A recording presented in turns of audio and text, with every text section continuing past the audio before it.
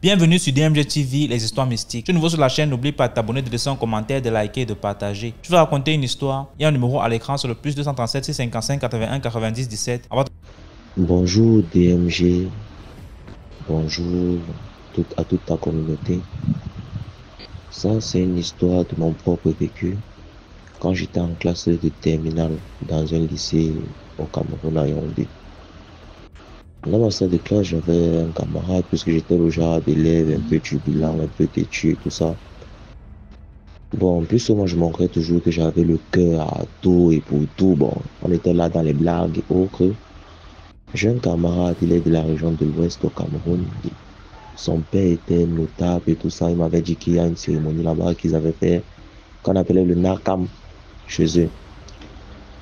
Bon, on causait. Après ça, nous sommes arrivés dans une histoire où on disait que si ça ne va pas dans la vie, si nous on va entrer dans les loges. Moi, il disait que oui, oh, pour animer la galerie.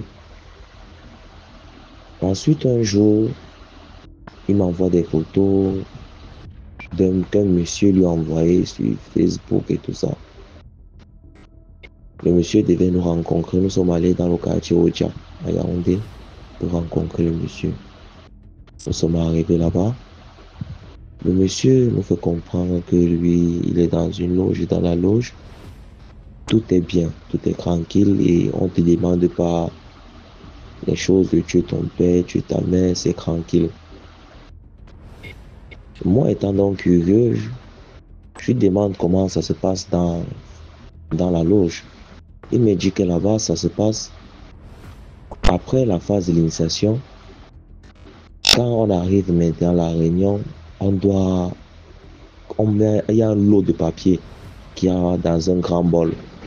Tu dois plonger ta main gauche sans bijoux, c'est-à-dire sans bracelet, sans bague, dans un lot de papier. Tu tournes, tu retires un papier. Le papier que tu vas retirer, tu lis à haute voix. Quand tu lis donc ce que tu vas lire là, ça sera ta condition que tu vas respecter tout le long de ta vie. Ce qui m'a paru bizarre, je sais que le monsieur en question, lui-même, il vivait seul. Un monsieur, un papa, il vivait seul, il n'avait pas de femme, pas d'enfant. Il vivait juste avec un homme chez lui qui disait que c'était son ami. Mon pote là, lui, il était vraiment bandé, que lui voulait vraiment faire ça. Moi, j'étais juste là, genre, je veux juste voir. Parce que moi, j'aime animer la galerie et tout ça, j'aime montrer que j'ai le cœur. C'est comme ça qu'il nous dit que par an, il y a 3 réunions. Et la prochaine réunion devait se tenir au mois de juin.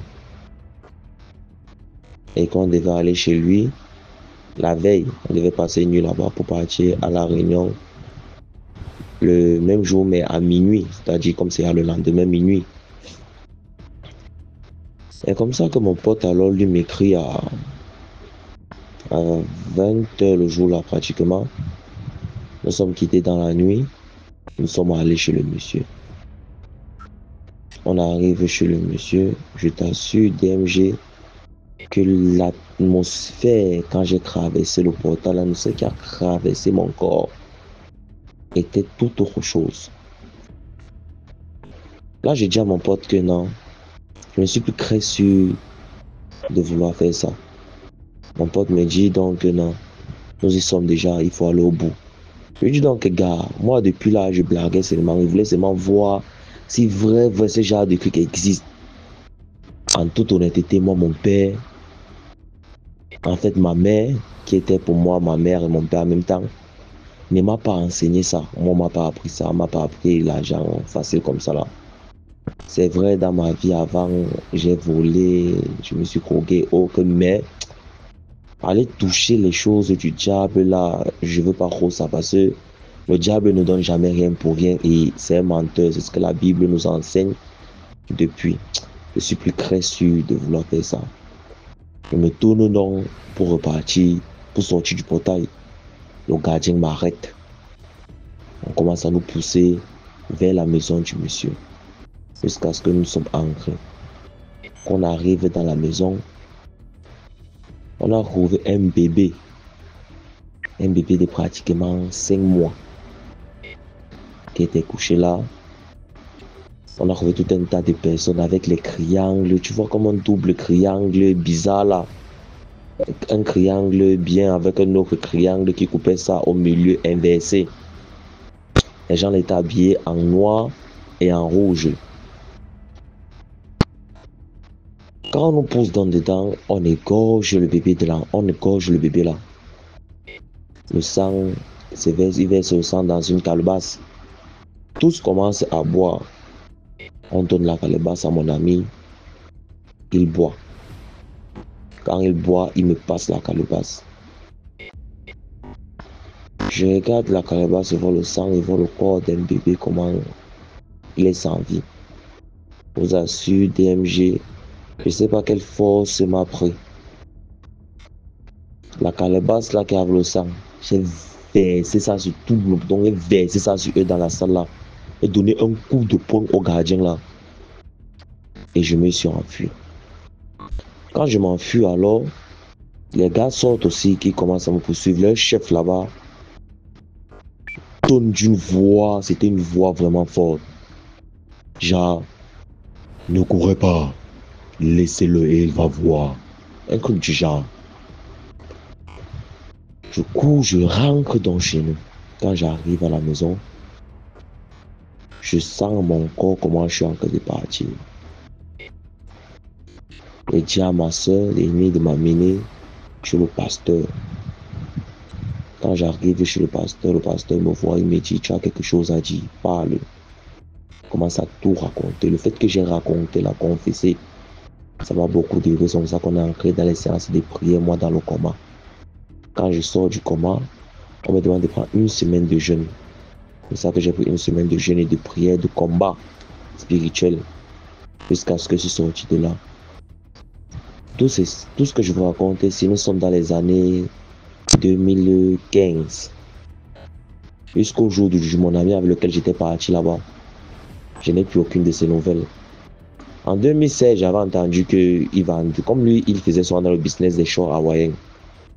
Comme ça, j'ai entendu que non, il a percé dans le commerce, il a de l'argent et tout. J'avais juste dit à mon pote qui était venu me raconter ça là que oui, c'est bien pour lui. Moi, je ne veux rien savoir de lui, ni autre chose. Tout ce qui m'intéresse, c'est de vivre ma vie à ma façon. Ce qui est sûr, c'est que moi, j'ai ma part d'étoile qui va venir devant quelque part. Plus tard, dans les enseignements bibliques, j'ai appris que quand le diable vient vers toi, c'est parce qu'il y a quelque chose qu'il a vu en toi que lui, il veut. Donc, il y a ta destinée qui sera bientôt là. Mais lui, il veut profiter, passer par des raccourcis pour t'embobiner et retirer ce que tu es censé avoir. Voilà un peu mon histoire d'MG. C'était vraiment catastrophique tout ça. Merci beaucoup pour l'histoire. Maintenant, on passe à la deuxième histoire. Bonjour, bonsoir DMG, j'espère que tu vas bien. Bonsoir la communauté. Ça fait 3 mois que j'écoute vos histoires et c'est vraiment édifiant. Vraiment merci pour vos histoires. Et donc, j'aimerais aussi partager sur mon histoire. On a dit que c'est une histoire mystique aussi. Bref. Je vis au Gabon, précisément à Libreville. L'année où j'ai eu mon CEP, j'ai été transférée dans un autre quartier en fait. Normalement, j'ai eu mon CEP et mon nom est sorti à Konda, pour ceux qui connaissent Akonda. Donc, et Akonda là-bas, c'est la grande sœur de ma mère qui réside là-bas. Donc, pour être proche de l'école, j'ai dû quitter mon quartier pour aller vivre avec ma tante. Et donc, arrivé là-bas, c'était bien. J'ai fait de la 6e en terminale. C'était bien. Mais sauf que mon année de terminale a été vraiment compliquée et très persécutée. Au début, lorsque j'ai commencé les cours de soutien et que je n'étais plus vraiment à la maison, elle commençait à parler que non, tu manques que tu peux au prépa, mais tu n'es pas pour prépa, tu pars juste t'amuser et faire autre chose. On verra si tu vas avoir ton examen et tout. Et tout. Je voyais ça un peu de bizarre parce que je me disais que pourquoi elle me parle ainsi en fait? Je n'arrivais pas à comprendre que qu'est-ce qui se passait pour que tu puisses me dire ce genre de choses. Bon, il y avait aussi certains jours qu'elle était un peu désagréable avec moi, mais ça va quand même. C'était pas vraiment aussi bizarre que en terminale en fait. Elle me lançait tellement de choses, elle me disait tellement de choses bizarres, mais moi je ne prêtais pas vraiment attention. Je me disais que bon, c'est normal, c'est la terminale, il y a des persécutions, donc mieux ne pas parler, tu regardes seulement, il suffit de prier. Jusqu'à ce que un jour, je rentrais de cours un samedi. Donc pour arriver chez moi, il y a beaucoup de raccourcis. Et j'ai pris un raccourci, le raccourci le plus proche. Donc pendant que je marchais, je croise une dame avec son petit-fils, avec un bâton et tout, elle marche. Elle m'arrête, elle me dit que non, bonjour ma fille, est-ce que tu peux m'avoir 200? Je regardais la vieille dame et le petit, j'ai dit non. Je sais qu'il y a beaucoup de gens qui racontent ce genre d'histoire, que non, lorsque tu es en terminale, il ne faut pas trop donner l'argent aux gens parce que c'est la chance et tout et tout. En tout cas, j'avais déjà écouté beaucoup d'histoires, donc j'ai juste dit à la maman que non, je n'ai pas. Elle me dit, elle me regarde, elle me dit que tu es sûre que tu n'as pas. Je dis que oui, je n'ai pas. Mais pourtant, j'avais l'argent dans le sac. J'avais l'argent dans le sac. Et donc, elle m'a dit, ok, je suis partie. En soirée maintenant, pendant que je dormais, je rêve que je repasse carrément au même endroit. Et dans le rêve, je trouve une camarade de classe dont je m'approche de ma camarade pour communiquer avec elle.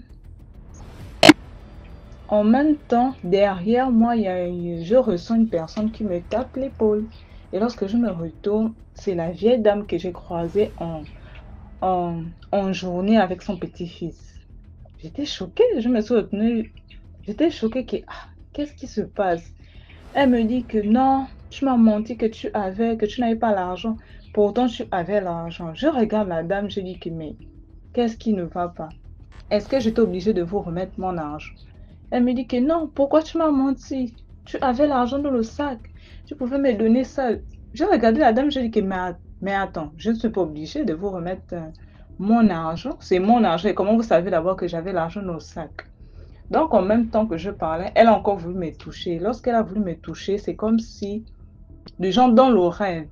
Et ce qui s'est passé en réalité, c'est comme si elle aspirait mon esprit. Bon, c'est ce que j'ai ressenti physiquement, que mon esprit était aspiré en fait.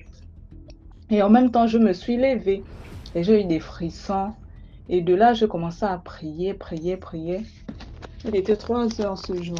Je commençais à prier, chanter. J'ai fait de 3 heures jusqu'à 6 heures en prière. Mais là où ça devient encore bien étrange, plus étrange, c'est parce que durant les années que je vivais avec ma tante, j'avais une chambre seule. Bon, j'avais une chambre pour moi. Mais je dors toujours avec la lumière. Je n'aime pas dormir dans le noir. Je n'aime pas trop ça. Donc, je sais pas, le même jour en question que j'ai fait le même rêve, ma tante se réveille à 6 heures. Elle vient dans ma chambre, elle arrête la lumière. J'étais tellement perdue et en même temps choquée. Je n'arrivais pas à comprendre que, mais attends, qu'est-ce qui se passe? Pourquoi? C'est la première fois qu'elle vient dans ma chambre, elle arrête la lumière. Qu'est-ce qui ne va pas? Qu'est-ce qui se passe? Bon, j'ai laissé, je continue à prier. Et le dimanche, je suis allée à l'église. Je suis allée à l'église et j'étais avec ma grande soeur. Ma grande soeur allait vers le pasteur puisque moi, bon, je suis un peu timide, je n'aime pas trop ça. Elle allait demander au pasteur que est-ce que c'est possible d'avoir un travail de prière pour ma petite soeur qui passe l'examen parce qu'actuellement, elle est persécutée à la maison. Elle est un peu expliquée. Donc, le pasteur m'a appelé, il m'a dit que non, je vais te donner un travail de prière. Je vais te donner un travail de prière pour que tu te réveilles. Tu dois te réveiller, désolé. Tu dois te réveiller chaque minuit pour faire cette prière. Il m'a aussi donné des psaumes aussi. Donc, je lis les psaumes, ensuite je prie et je brise tout ce qui va avec. Parce que je suis beaucoup attaquée. Même ceux avec qui, désolé, ceux qui résident avec moi ne veulent pas de mon bien et tout et tout. Donc, il faut vraiment que tu te mets en prière parce qu'il y a beaucoup qui veulent ton échec et tout. Ils ne veulent pas te voir réussir. Donc, il faut prier et surtout la personne qui vit avec toi, qui est plus proche de toi. Donc, et je n'ai pas expliqué le rêve, il m'a dit que oui. Le rêve en question, c'était carrément la dame. Du genre, elle s'est fait passer pour la dame. La vieille que j'avais vue dans le rêve. C'était juste un passage pour venir vers toi pour essayer de prendre quelque chose. Et donc, en voyant tout ça, j'ai décidé de me mettre en prière. J'ai décidé de me mettre en prière jusqu'à la veille du bac, en fait, jusqu'à la veille même des épreuves écrites. J'étais toujours en prière, toujours. Malgré que c'était compliqué et difficile, désolé, je priais toujours. Et donc, à la veille même de la proclamation, j'avais carrément vu mes résultats. Bon, dans le songe, on m'avait déjà montré que j'avais déjà validé mon bac. Et donc, malgré ça, j'étais toujours stressée. Et arrivé au lycée, j'ai eu mon examen. Et en rentrant, j'ai dit à ma tante que non, voilà, j'ai eu le bac. Elle m'a juste dit, ah, ok. Les gens, il n'y avait même pas d'émotion et tout. Non, c'était juste ok. Bon, j'étais aussi choquée, mais après, je me suis dit que tes plans ont échoué. Donc, et dans tout ça, je suis retournée à l'église. Le pasteur m'a dit que oui, c'est grâce à tes prières, c'est grâce à la foi, c'est parce que tu as persévéré que tu as eu ton examen. Mais sinon, elle était vraiment derrière toi. Elle voulait vraiment ton échec, en fait. Et donc, dans tout ça, je continue toujours avec la prière. Je continue toujours avec la prière. Parce que même après ça, même après le bac, c'est carrément devenu pire. Oui, oui, c'est devenu pire parce que il y a eu tellement de choses qui se sont passées et tout. Elle a tout fait pour que je sorte de sa maison. Elle a créé des problèmes et tout. Et aujourd'hui, je ne vis plus avec elle, grâce à Dieu. Je vis chez mon oncle où tout va bien. Et donc, pour essayer d'édifier certaines personnes, c'est juste pour dire que ton ennemi ne vient pas vraiment de loin. C'est juste la personne qui est juste à côté de toi, en fait. Mais il suffit de bien observer pour réaliser que non, même celle qui rit avec toi, celle qui te donne à manger, n'est pas vraiment avec toi. Elle veut ton échec. Donc, c'était juste pour édifier mes frères et sœurs de faire attention. Merci. Merci beaucoup pour l'histoire. Maintenant, on passe à la troisième histoire. Bonsoir famille DMG, j'espère que vous allez bien. Chez moi, ça va. C'est moi qui ai raconté l'histoire de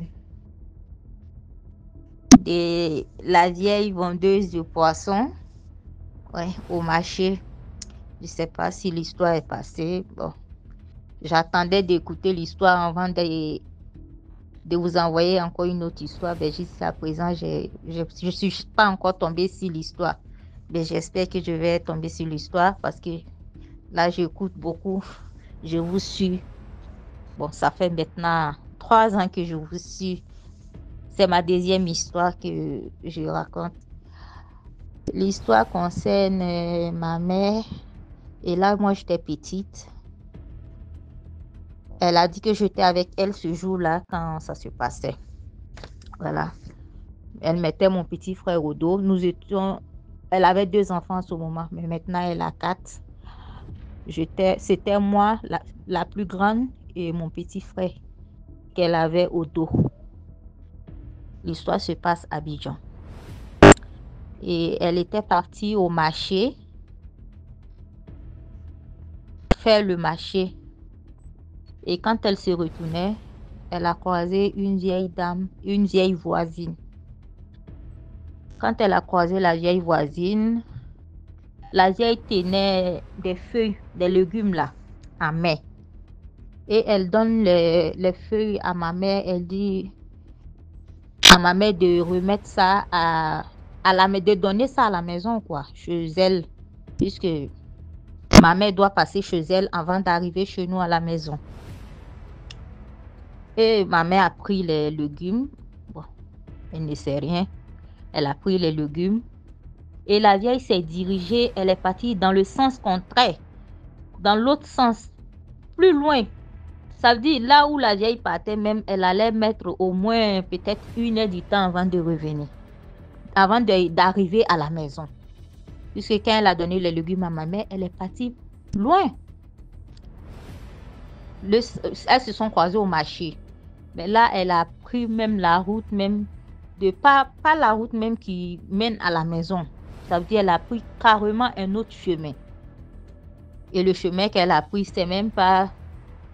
Donc, normalement, c'est pas maintenant que la vieille devait se retourner. Et ma mère qui prend les légumes, les feuilles, elle va, puisqu'elle doit passer chez la vieille avant de trouver sa maison. Et dès que ma maman rentre dans la cour, elle voit la vieille arrêtée. Elle a tiqué. Bon, elle aussi, elle ne sait pas ce qui se passe. La vieille me dit de venir remettre les feuilles à la maison. Bon, elle a ses belles filles à la maison, ses filles. C'est une vieille dame, très vieille. Bon, pas trop vieille, mais au moins elle marche, elle va au marché. Donc, c'est comme ça, ma mère remet les feuilles à la vieille. Et en ce moment, elle me tenait à la main et elle avait mon petit frère au dos. Et c'est comme ça, ma mère rentre chez elle. Quand elle rentre chez elle, elle dit, dans la nuit, mon petit frère n'arrivait plus à dormir. L'enfant est en pleurs, il chauffe. Toute la nuit, l'enfant n'a pas dormi. Il pleurait, il pleurait. Ça n'allait pas. Elle amène l'enfant à l'hôpital, rien. C'est comme si l'enfant chauffait et il pleurait seulement. Et elle a trouvé que non, ça c'est pas normal. Et voilà qu'elle se rend chez une vieille dame qui consulte, qui lance les courriers. La vieille lance les courriers et elle dit qu'il y a quelqu'un qui t'a remis quelque chose pour aller donner à quelqu'un. Ma mère réfléchit. Elle avait même oublié la scène. Elle dit oui, qu'effectivement. Et hier soir, je quittais le marché et il y a la vieille qui m'a donné quelque chose, les feuilles pour aller remettre à ses filles à la maison. Ma mère, c'est là la vieille dame dit à ma mère que voilà, les feuilles que tu allais lui remettre à elle-même, qu'elle t'a donné au marché et tu es parti remettre à la vieille, c'est ton enfant que tu as donné comme ça. Ma mère dit quoi? Elle dit oui, mais tu as bien fait de venir vite. Sinon, si tu restais encore un jour, c'était fini comme ça pour ton enfant. C'est comme ça, la vieille dame monte des sacrifices et donne aussi des, je sais pas comment on appelle ça, c'est des encens un peu travaillés là, qu'on doit mettre ça sur le feu et faire monter la fumée si l'enfant, la vieille a pu faire quelque chose pour arrêter ce que l'autre vieille allait faire, quoi. C'est comme ça, par la grâce de Dieu, mon petit frère a été épargné. Bon, disons que c'est Dieu. Sinon, une personne que tu ne connais pas, tu croises comme ça et puis tu veux prendre son enfant en sorcellerie. Comme on dit aussi que le sorcier, il peut pas avoir accès à toi si il n'a pas l'autorisation aussi de ta famille, s'il n'y a pas peut-être des sorciers de ta famille, tu lui donnes l'autorisation. Peut-être c'est des trucs comme ça aussi. Sinon, j'ai plein d'histoires mystiques comme ça. Bon, des sorciers qui attaquent et puis, comme l'histoire de la vieille femme vendeuse de poissons. Elle, c'était moi, mais elle n'a pas pu. Voilà. Je me dis aussi que c'est parce que peut-être que dans ma famille, il n'y a pas de sorciers. C'est pour cela qu'ils échouent toujours, quoi. Voilà, c'était ça mon histoire. Likez, partagez. Et bonne soirée à vous. Bye bye. Merci. Merci beaucoup pour l'histoire. Maintenant, on passe à la 4e histoire. Oui, salut la famille DMG, c'est le roi Arthur.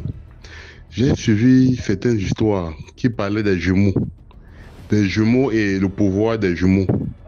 Bon, je suis jumeau avec une fille. Je vais aussi raconter mon histoire de jumeaux et qui me tracasse jusqu'à aujourd'hui. Bon, je suis jumeau avec une fille et dès la naissance, j'ai hérité des dons de voyance. Dès la naissance, j'étais voyant. Je voyais de manière naturelle. Je voyais presque tout. Bon, tu pouvais venir devant moi, tu me dis que bébé, qu'est-ce que tu vois? Je te dis ce que je vois chez toi. Je t'explique tes problèmes, je t'explique tout. Je t'explique ta vie. Et c'est comme ça que j'ai grandi avec. Parce que la première personne même que je fais cette histoire de voyance là chez lui, c'était un ami de mon grand-père. Mon grand-père avait une boutique et il avait le damier. Il y avait certains papas que chaque soir, ce papa-là venait et à côté de lui et tout et consort, eux ils jouaient le damier, eux ils parlaient. C'est comme ça que je suis venu près d'un papa. Je lui ai fait comprendre que papa, pourquoi tu ne dors pas chez toi? On peut pas dire que j'ai demandé au papa que pourquoi tes enfants te tapent. Le papa reste comme ça, il dit que j'ai dit au papa que pourquoi toi tu dors au marché? Pourquoi chaque fois tu pars tu dors au marché? Le papa dit que pourquoi l'enfant, regarde ce que l'enfant me dit. Il dit que je lui fais comprendre que je vois que tu as les problèmes avec ton champ au village. C'est comme ça que le papa est dépassé. Le papa dit que comment l'enfant fait chose-ci de moi? Et mon père dit qu'il n'écoute pas l'enfant là, il parle toujours des trucs comme ça sur les gens, mais c'est encore un petit bébé, il ne sait même pas ce qu'il dit. Mais le papa dit que non, ce n'est pas qu'il ne sait pas ce qu'il dit. Tout ce qu'il a dit chez moi, c'est vrai. Moi, je ne dors pas chez moi. Il dit que quand on ferme ici, je quitte ici, je fais comme si je rentrais chez moi, mais je pars au marché dormir, je dors sur une table au marché. Et l'enfant s'il m'a dit que j'ai les problèmes avec mon terrain au village, c'est vrai. L'enfant s'il dit que ma femme et mes enfants me tapent, c'est vrai. Mais comment vous dites que l'enfant s'il ne sait pas ce qu'il dit? C'est comme ça que des parents, à chaque fois, j'ai dit encore la voyance comme ça sur 2-3 personnes. C'est comme ça qu'ils ont commencé à dire il y a un petit voyant là-bas, un petit bébé, c'est un très grand voyant. C'est comme ça qu'ils venaient à chaque fois me dire bébé, qu'est-ce que tu vois?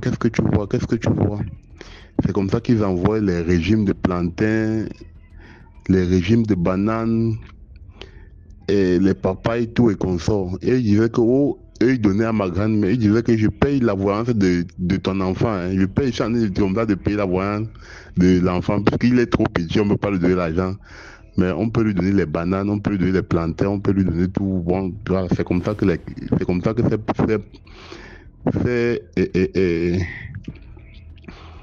ces grands-parents là, ces grands-papas là faisaient. Et c'est comme ça qu'une fois, ma grand-mère a eu peur. Elle a demandé à ma mère qu'il faut que tu viennes prendre tes enfants chez moi. Parce que, il ne sait pas. On commence à leur mettre là ici et tout et qu'on sort. On dit qu'ils ont le pouvoir du voyant. C'est comme ça que ma mère vient nous chercher. J'ai grandi, je voyais, j'expliquais les trucs à ma mère et tout et consort, mais j'ai commencé encore avec la voyance à Douala. Et c'est comme ça, j'avais une tante que ça ne lui plaisait pas. Les filles que j'étais voyant, ça ne lui plaisait pas. Elle ne voulait pas ça de moi. C'est comme ça parce que j'étais avec ma soeur jumelle. Même ma soeur jumelle aussi avec ses dons de voyant. C'est comme ça que ma tante me demande à ma mère que ma mère me fasse venir chez elle en vacances. C'est comme ça que je viens chez elle en vacances. Ma tante me prend, elle m'amène chez un marabout. Le marabout là a bloqué parce que elle m'a amené chez un premier marabout. Elle m'a amené d'abord chez une femme. Et aujourd'hui, je remarque même encore la salle où la femme là faisait ses consultations. Parce qu'il y avait plein de bougies.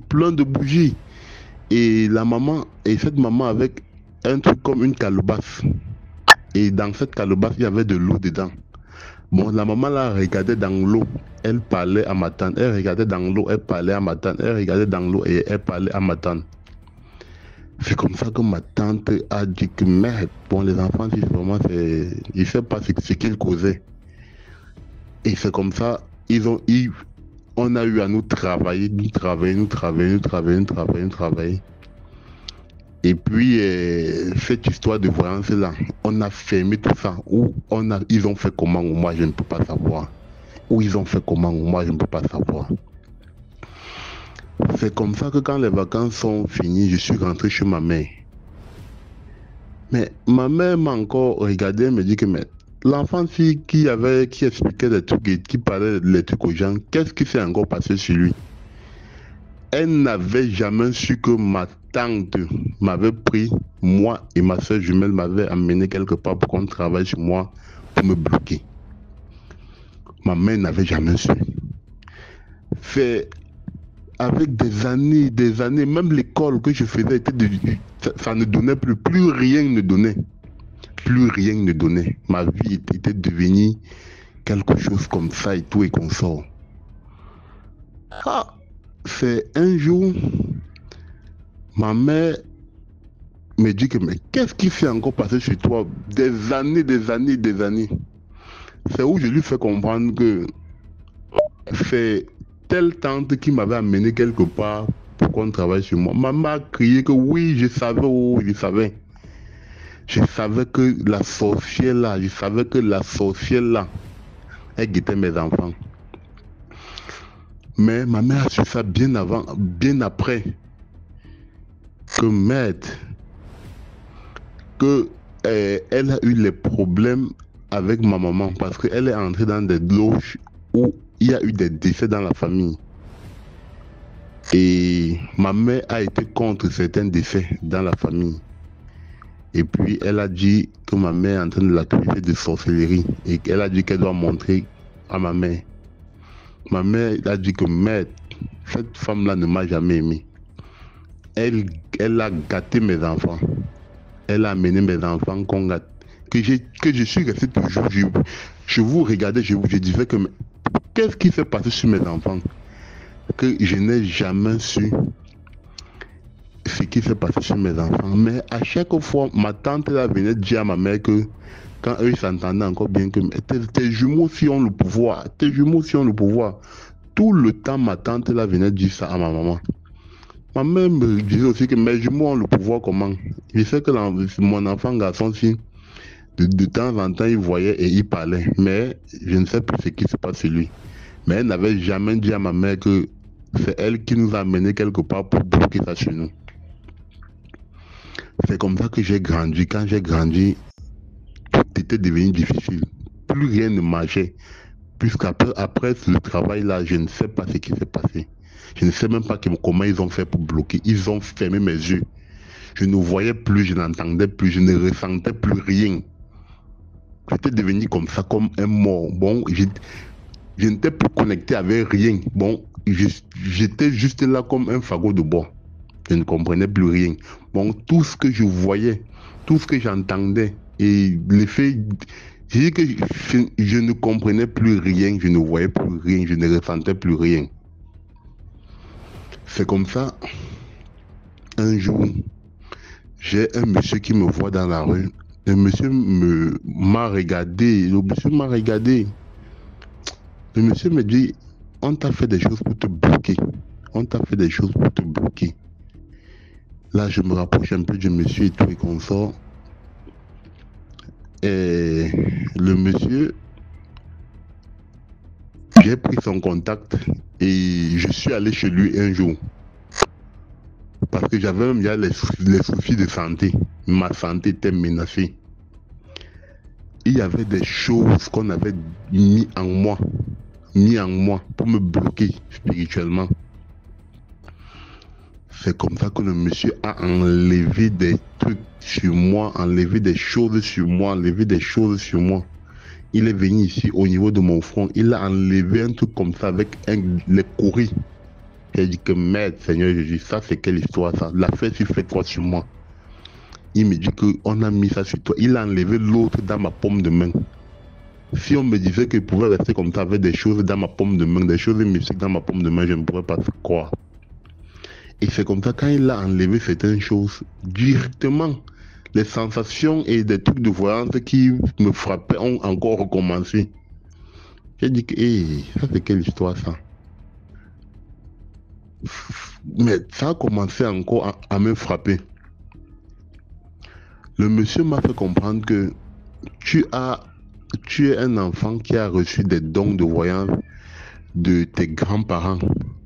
Que ce que tu es, il y a eu des personnes dans ta famille qui ont été ça.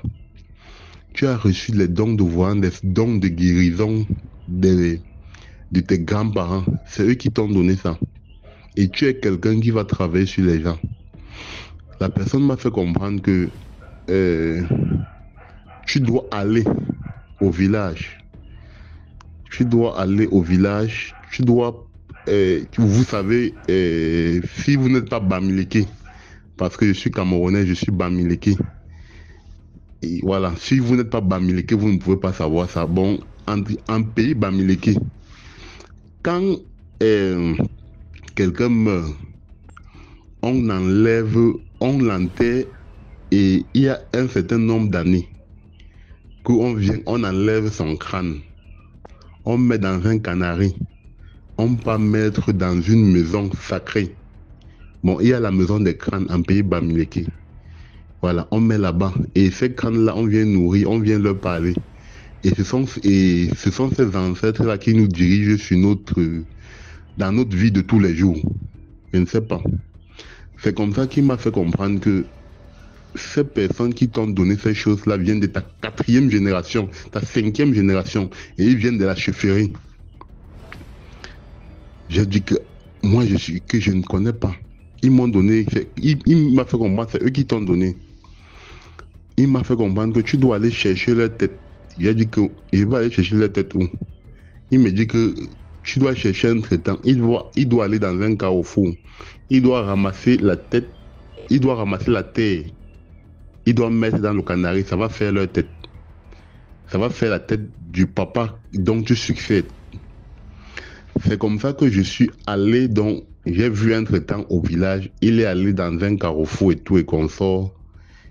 On a acheté ce qu'il fallait prendre à acheter. Il a pris la tête de la personne. Il a mis ça. Il a pris la terre. Il a mis ça. Et dans une feuille, il m'a fait comprendre que c'est la tête de mon ancêtre là. Qu'il a pris ça. Nous sommes rentrés. Il a mis ça dans un canari. Il a égorgé une poule. Il a mis sur ça. Quand il a égorgé la poule, il a mis sur ça. Il m'a donné un bracelet. Les bracelets, il y a les trucs de Kamsi et tout et consort. Il m'a donné. C'est comme ça que j'ai pris. Je suis rentré sur Douala. Quand je suis rentré sur Douala, je suis allé voir le monsieur. Le monsieur m'a fait comprendre qu'on a pris la tête de l'homme, mais on a laissé pour une femme au sol. Il faut encore rentrer au village prendre la tête de la femme. C'est comme ça que je suis rentré au village. J'ai payé le monsieur. Je me suis déplacé avec lui. Nous sommes allés au village. On a pris la tête de la femme et nous sommes allés dans les lieux sacrés. en pays Bamileke, et pour ceux qui savent un peu les traditions et des rites en pays Bamileke, il y a des lieux qu'on appelle les lieux sacrés. Bon, ce sont les lieux de pouvoir. Bon, et ce sont des lieux où si tu as besoin de te ressourcer, si tu as besoin de peu importe ce que tu as besoin, bon, tu peux aller là-bas, tu demandes aux esprits. Parce que là-bas, il y a les... Bon, ce sont des lieux sacrés. Pour ceux qui savent les lieux sacrés, bon, ce sont des lieux d'initiation. Qu'on veut t'initier, qu'on veut te donner le pouvoir et qu'on veut je ne sais pas. Quand tu es quelqu'un de pouvoir, tu dois fréquenter les lieux sacrés en pays Bamileke.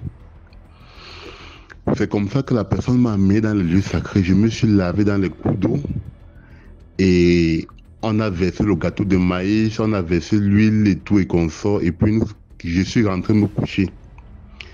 Quand je suis rentré me coucher, j'ai vu mes ancêtres dont je voyais avant quand j'étais petit. Ils sont venus, ils m'ont fait asseoir sur une chaise. Je me suis vu d'abord dans une forêt. Dans la forêt, je me suis vu, j'ai vu une case.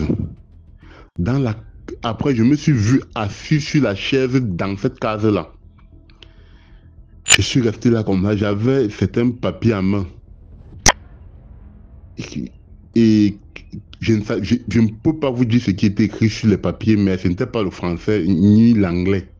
C'était une langue que je n'ai jamais entendue. Après, quand j'ai vu ça comme ça, j'ai regardé devant moi, j'ai vu une bougie blanche devant moi. Quand j'ai regardé derrière moi, j'ai vu une bougie rouge derrière moi. C'est comme ça qu'après j'ai vu des esprits qui avaient préparé la nourriture dans des canaries de près d'1 mètre. Je n'ai jamais vu ça physiquement. Ils étaient en train de manger, ils étaient fiers, ils riaient, ils étaient fiers. Mais je ne savais pas que la nuit que j'ai eu à faire le rêve là, parce que je sortais des lieux sacrés. Bon, c'est la nuit dont on m'a intronisé en tant que chef. Bon, on m'a intronisé en tant que chef. Et j'étais chef comme ça parce que j'ai mon grand-père qui avait aussi chef. Donc c'est lui qui m'a donné sa chaise. Les esprits se sont prosternés devant moi pour me faire comprendre que tu es notre nouveau chef. Et maintenant, mon grand-père là est venu. Tout ça, c'est un songe. Mon grand-père là est venu. Et il l'a pris. Il m'a dit que viens, je suis venu. Il m'a dit que regarde, j'ai regardé, j'ai vu un serpent sortir, j'ai vu 2 serpents sortir, j'ai vu le 3e serpent sortir. Il m'a dit que viens, regarde, je suis venu. Il a un gros serpent est sorti comme ça. Il a dit que ça c'est le serpent royal, que tu es un chef, tu es un chef maintenant, que ça c'est le serpent royal, que ça c'est le serpent qui garde le trône. C'est comme ça qu'il a arrêté la queue, il a gratté, il a dit que regarde, viens regarder. Il m'a dit que tu as vu comment on reconnaît le serpent royal. Il a dit que oui, j'ai vu papa. Il a mis ce serpent là dans le sac. C'est comme ça qu'il a pris ce sac, il a accroché ça sur mon cou, comme un collier. Je me suis battu avec le sac, il a dit que comment tu peux mettre ça sur mon cou? Enlève ça. Le serpent a pu me mordre, j'ai pris panique. J'ai jeté le sac là. C'est comme ça que le serpent a percé le sac. Il est entré encore dans son trou. Mais le serpent a déposé ses larves sur moi, a déposé ses larves sur moi. C'est comme ça que il y a eu plusieurs autres choses qui se sont passées. Parce qu'une fois, quand je suis même rentré à Douala, j'ai vu certaines mamans, toujours en esprit, qui sont venues à côté de ma porte. Quand ils m'ont vu de loin, une femme m'a dit que le voilà qui vient. Et quand je me suis approché d'eux, ils avaient dans leurs mains l'aubergie, bon, les bracelets des Kamsi là, Au milieu, il y avait l'aubergiste sauvage. Ils m'ont dit que faux. Il a dit que oui. Ils m'ont dit que... Ils se sont prosternés devant moi. Ils ont dit que faux. Il a dit que oui. Ils m'ont dit que c'est le papa qui nous a envoyé qu'on vient te donner ça. Ils m'ont donné certains bracelets avec certains aubergistes sauvages. Ils m'ont donné une carte. Ils m'ont dit qu'il faut que tu appelles la personne sur le matin. C'est la personne qui doit te guider, la personne qui doit t'orienter. Mais je les ai encore remis tout ce qu'ils m'ont donné. J'ai dit que moi, je ne prends pas ça. C'est comme ça, je suis resté. Ma soeur jumelle, un jour, parce que moi, comme je vous dis, je suis jumeau. Ma soeur jumelle, un jour, elle marche. C'est comme ça qu'un pasteur l'interpelle. Le pasteur lui fait comprendre que, ma fille, c'est qu'on m'a dit oui. Le pasteur lui fait comprendre que je veux te parler. C'est comme ça que le jour où le pasteur avait fixé le jour du rendez-vous, c'est comme ça qu'elle est allée avec ma mère. C'est comme ça qu'elle arrive là-bas avec ma mère. La première chose que le pasteur lui demande, que maman, elle dit que oui, le pasteur demande que ton fils est où? Elle dit que mon fils, le pasteur dit oui. Elle demande que, mais pourquoi tout le monde demande mon fils? Partout où, quand quelqu'un me voit, il demande que mon fils. C'est comme ça que le pasteur dit que, maître, ton fils là, c'est un général. C'est un général dans la voyance. Il est au haut niveau. Le pasteur dit que moi, je veux voir ton fils là. C'est comme ça que le jour, ma mère rentre, elle me fait comprendre que, elle rentre, elle m'appelle, elle me dit que viens à la maison, je viens. Elle me dit qu'il y a un pasteur là, j'arrive chez lui, le gars me fait comprendre qu'il veut te voir. Il m'a demandé que ça fait combien de jours je n'ai pas passé à la maison. Il a dit que non, tu étais même à la maison hier. Il me dit qu'il veut te voir. Et lui, j'ai demandé donc le jour du culte c'est quand? On me dit que le jour du culte c'est mercredi. Bon, ce pasteur faisait culte le mercredi et le dimanche. C'est comme ça que mercredi, donc je m'habille, donc j'arrive chez lui. J'arrive au culte. C'était une grande église. Je pas m'asseoir au dernier banc. Je reste là. Les fidèles entrent, oh, on chante. C'est comme ça que le pasteur entre. Quand le pasteur entre, il fait la messe. Quand il me regarde, le gars fuit, il part de l'autre côté, il reste là-bas. Il fait la messe que de l'autre côté, Après, le pasteur vient. Il me tire au dernier banc, il me dit que viens. Je viens devant. Le pasteur me dit, il y a le camphor sur toi. Et il me fait comprendre que quand j'étais regardé, j'ai dit que oui, j'ai vu un gros serpent qui m'a menacé. J'ai vu un gros serpent, un python. J'ai vu l'œil du serpent qui m'a regardé. Je suis resté. Le pasteur dit que tu ne marches pas seul. Tu ne marches pas seul. Il dit que moi je ne marche pas seul. Il me dit que oui. Il y a des personnes là qui sont restées dehors. Des personnes de petite taille, qui sont restées dehors. Ils ne sont pas entrés à l'église. Le pasteur me regarde, il me dit, on est en train de vouloir faire de toi un chef. Il a dit que oui. Le pasteur dit que, Seigneur Jésus, que ce qu'on est en train de te donner est fort. Ce qu'on est en train de te donner, on est en train de t'initier. Il a dit que oui. Il me dit que tu n'as pas fini ton initiation. Il a dit que oui. Le pasteur me dit que ce qu'on est en train de te donner, c'est fort. J'ai peur pour ta vie.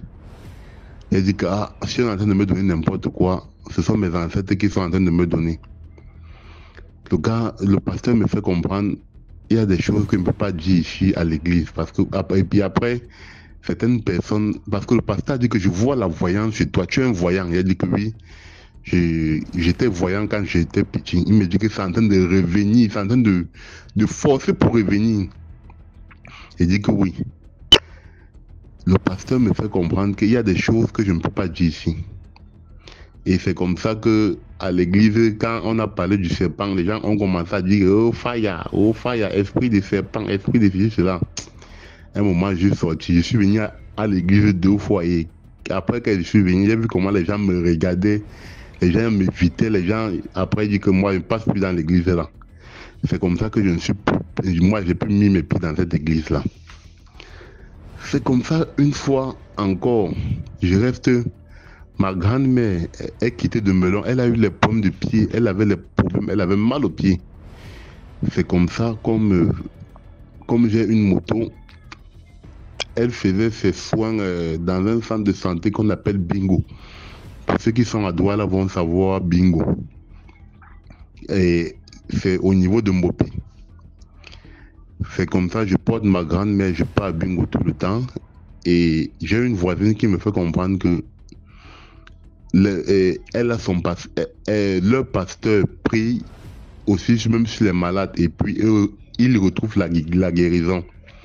C'est comme ça qu'elle fait comprendre qu'il faut aussi qu'on amène la grand-mère à l'église. Je lui ai demandé que le jour du culte c'est quand, elle me dit que le jour du culte c'est dimanche. C'est comme ça que j'ai porté la grand-mère avec ma mère et même ma soeur jumelle. Nous sommes partis au culte. Quand je mets mes pieds au culte, c'est comme ça que le pasteur dit qu'il y a des personnes, parce que je suis allé avec ma soeur jumelle, qui sont des rois et des reines dans le monde spirituel. Qu'il y a des personnes ici que le pasteur a parlé. Il a dit que ma vie ne marche pas. J'ai dit que oui, ma vie ne marche pas. Le pasteur me fait comprendre que c'est dû aux choses qu'on m'a données. Que c'est dû que j'ai eu un grand-parent qui était une très grande personne dans la spiritualité.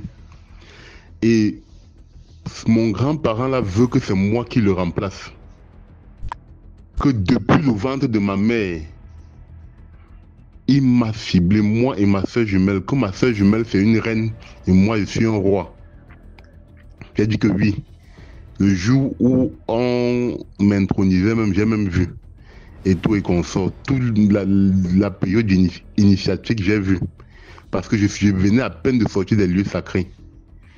Le pasteur me demande que tu organises une cérémonie où on va te faire asseoir sur la chaise. Parce que tu t'es assis sur la chaise dans le monde spirituel. Il faut maintenant que tu t'asseyes sur la chaise devant les hommes. J'ai dit que oui. On demande que je fasse une cérémonie pour m'asseoir sur la chaise. Le pasteur me dit que ne t'assois pas sur la chaise, c'est une chaise mystique. La chaise, le trône, si tu es assis sur ça même. Je vois le trône, c'est mystique, c'est un trône mystique. Ça a appartenu à tes grands-parents.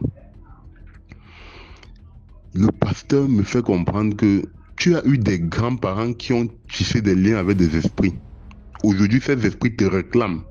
Ça te réclame. Et le pasteur m'a dit, quand tu dors, tu te retrouves en forêt. J'ai dit que oui. Il me dit que la forêt où tu te trouves, ce sont des lieux sacrés qu'eux, ils fréquentaient. Quand tu restes, ça crie ton nom. Tu sens souvent tes oreilles bourdonnent. J'ai dit que oui, mes oreilles bourdonnent. Il me dit que c'est en train de crier, c'est en train de t'appeler. Et c'est vrai, quand je dors, il y a des personnes qui viennent, des esprits qui viennent me dire que je rentre au village. Que je rentre au village. Qu'il faut qu'on m'arrange, que je suis quelqu'un qui va travailler sur les gens, que je suis quelqu'un que je fais quoi à Douala. Et maintenant, quand je refuse, ça devient comme un bras de fer avec ces esprits-là. Ils viennent me faire comprendre que tu es têtu, que tu refuses. Et même le papa chez qui j'ai hérité, ça ne me gronde pas, mais ce sont d'autres esprits, femmes, qui me disent que non, il est têtu, l'enfant là, il refuse. Et c'est comme ça qu'ils me disent dans le rêve où je vis, où j'habite, où je suis. Les esprits me disent tout. C'est comme ça que le pasteur là me fait comprendre qu'ils ont fait des alliances avec des esprits. Et c'est comme ils sont morts, c'est toi que ça réclame. Qu'ils sont morts, ça fait près de plus de 200 ans. Et depuis cette génération-là, c'est toi qu'ils ont choisi, toi et ta jumelle, qu'ils ont choisi pour leur hériter dans le travail qu'eux, ils faisaient. C'est pour ça qu'ils viennent te donner les choses qu'ils possédaient.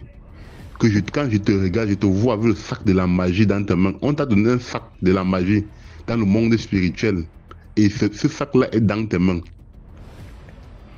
Le pasteur a dit que il y aura une guerre de sacerdoce. Bon, il y aura une guerre de sacerdoce. qu'il y aura une guerre des héritages.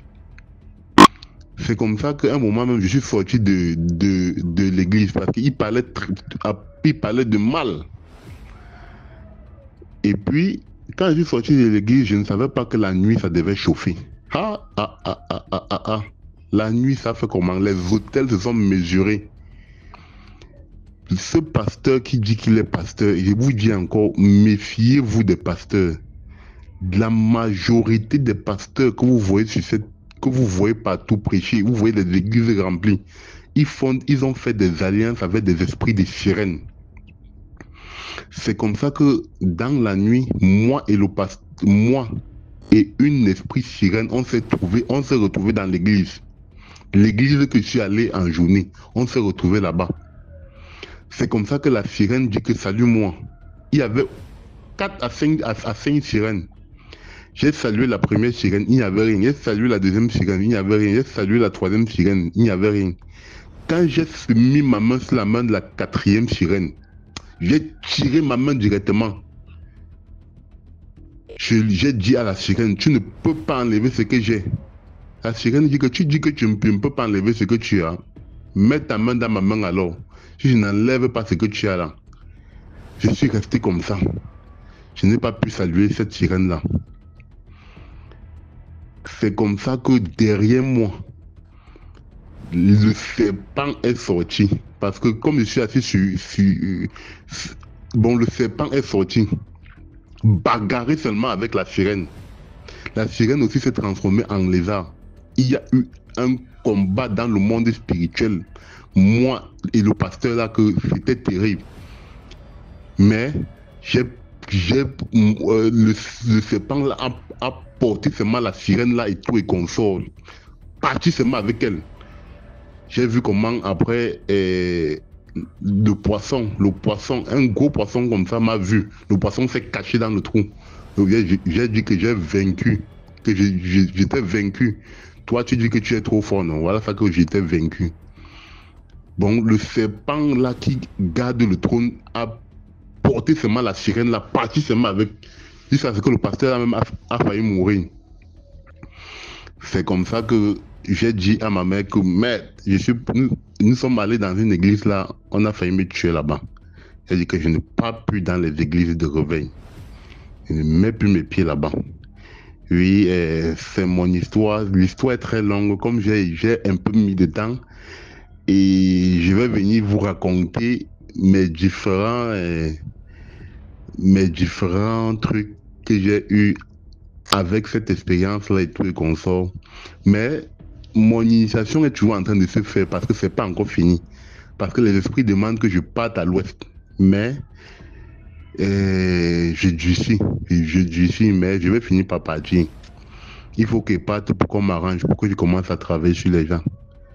Oui, moi et ma soeur jumelle, parce que je suis jumeau, comme je le dis encore. Mais les esprits sont en train de me menacer. On est en train de me réclamer. Mais je vais finir par céder, parce que je n'ai pas le choix. Je suis appelé. Merci beaucoup pour l'histoire. Maintenant, on passe à la 5e histoire. Bonsoir, DMJTV. Si je viens là ce matin, c'est pour vous raconter une histoire qui s'est passée ici à Yaoundé au Cameroun. Voilà une petite fille de 18 ans, une jeune fille de 18 ans qui va en congé dans son village. Elle rencontre un jeune garçon comme elle. Et pendant les congés, elles ont fait tout ce qu'ils pouvaient faire. C'est comme ça qu'elle revient à Yaoundé. Elle se rend compte qu'elle est enceinte de ce garçon. Et elle décide donc d'aller à l'hôpital. Elle demande de l'argent à son gars que là où je suis enceinte, il faut que j'aille à l'hôpital voir, faire l'échographie et tout. Elle arrive à l'hôpital. Elle se rend compte qu'elle est enceinte de 3 bébés. La fille rentre étant malade. Elle appelle son petit gars et dit à son petit gars que là où tu vois là, je ne peux pas garder ces enfants parce que mon âge ne me permet pas de garder 3 bébés. Le petit garçon lui dit non, il faut que tu les gardes. Tu ne sais pas si ce sont ses enfants, si ses enfants sont venus pour nous enlever dans la pauvreté. La fille dit non, moi je peux pas. Et en plus, mon grand frère m'a promis de m'amener en Europe. Donc si je garde cette grossesse, vraiment, je serai foutue. C'est comme ça, comme le gars l'avait envoyé 40 000, elle a fait l'échographie. C'est comme ça qu'elle est partie parler à l'une de ses camarades. Arrivée là-bas au lycée, sa camarade lui dit, Kaka, maman, toi, tu meurs même quoi? Moi, je connais un doc là qui te met ça au sol, même si ça a 9 mois. C'est comme ça qu'ils sont partis chez le doc qui mettait au sol, même si c'était à 9 mois. Finalement, le doc a fini de donner le remède et tout. Et comme c'était une petite fille qui ne parlait pas trop, elle était trop timide. Et elle vivait avec l'une de ses grandes sœurs. En fait, c'était une famille que leur maman est partie en mariage chez un monsieur qui avait déjà perdu sa femme et qui avait déjà des grands-enfants. Mais heureusement, elle a refait les enfants. Là-bas, elle a refait 2 enfants, une fille et un garçon. C'est la fille qui était donc enceinte. Finalement, la fille décide donc d'avorter comme ça. Et puis, elle commence à avoir mal. Sa grande sœur lui demande que, mais tu as quoi? Elle dit non, j'ai mal à la dent. Sa grande sœur lui dit, mais si tu as mal à la dent, va payer des ébus. Elle va.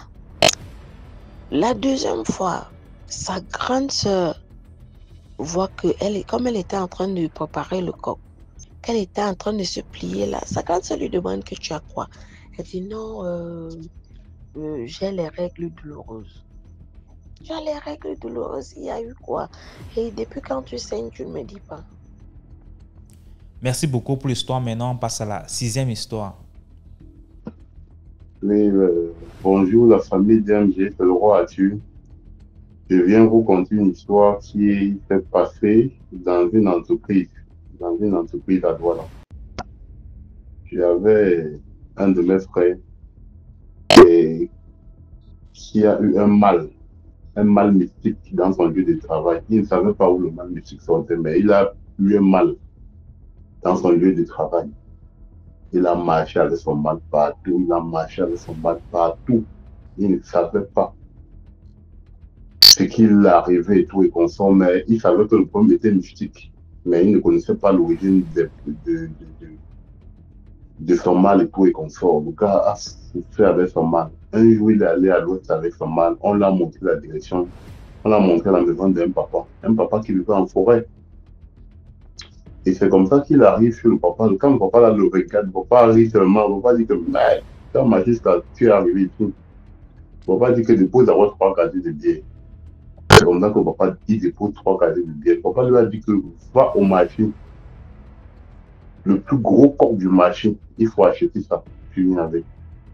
Quand le gars il est arrivé, le papa lui a dit il ne faut pas discuter le prix. Le prix qu'on va te donner, il faut prendre. Il est arrivé donc au marché. C'est comme ça que les vendeurs de poules disent que oui, voici ça. Une personne se met là, la personne lui fait comprendre que le coq qu'on t'a demandé que tu viennes chercher, voici le gros coq là. Il regarde au marché partout. Il n'y a pas un autre coq comme le coq là. Le monsieur lui dit que le coq là qu'on te demande de chercher, voici le coq là ici. Le gars reste comme ça. Le prix du coq était fort, mais il a fini par payer le coq. Il est venu avec. C'est comme ça qu'il est venu avec le coq. Le papa a pris le coq. Il est allé derrière sa maison. Il y avait une plante derrière sa maison. Il a commencé à chanter. Il a tendu le coq à la plante. Il rentre avec. Il chante. Il tend le coq à la plante. Il rentre avec. Il chante. Il tend le coq à la plante. Il rentre avec. À un moment, quand il a tendu le coq sur la plante a arraché le coq. La plante a sucé le sang du coq jusqu'à ce que le coq était sèche. cette plante-là a jeté le coq de l'autre côté. Le coq est tombé. C'est comme ça que le coq, il était mort. Le coq était mort. C'est comme ça que le papa là lui a fait comprendre que celui qui t'a fait ton mal vient de mourir. Comme ça, le coq là mourir, celui qui t'a fait le mal, comme ça, vient de mourir. Et que tu dois entendre, on doit te dire qu'il y a un de tes collègues qui est décédé au travail. C'est comme ça que le soir, on appelle, on le fait comprendre que, ah, il y a tel collègue comme ça qui est décédé. Il est resté, il disait qu'il se sentait mal et tout, et comme ça. Et voilà, ça qu'il a rendu là. Le papa là lui a dit que tu ne dois pas aller au deuil. Tu dois, c'est comme tu rentres là, il faut seulement te cacher. Tu ne dois pas voir le corps jusqu'à ce qu'on doit enterrer. Et après, tu rentres chez toi. C'est comme ça que, et tout est confort, il est rentré. Et il a suivi les instructions, il n'est pas allé au lieu du deuil, il n'a pas vu le corps, tout est confort. Ses amis et ses collègues lui ont dit que non, parce que la société avait organisé un truc où ils devaient aller, le personnel devait aller, tout est confort. Mais lui, il a dit qu'il ne se sentait pas bien, tout est confort, qu'il était malade, qu'il ne pouvait pas assister au deuil. C'est comme ça qu'il a évité, jusqu'à ce qu'aujourd'hui, il est très bien, il s'est rétabli, il est à l'aise maintenant. Merci beaucoup pour l'histoire. Voilà, c'était tout pour aujourd'hui. J'espère que tu as aimé la vidéo d'aujourd'hui. Sinon, laisse un commentaire, like, partage. Si tu n'es pas encore abonné, abonne-toi. On se prend demain 12h pour une nouvelle vidéo. Ciao.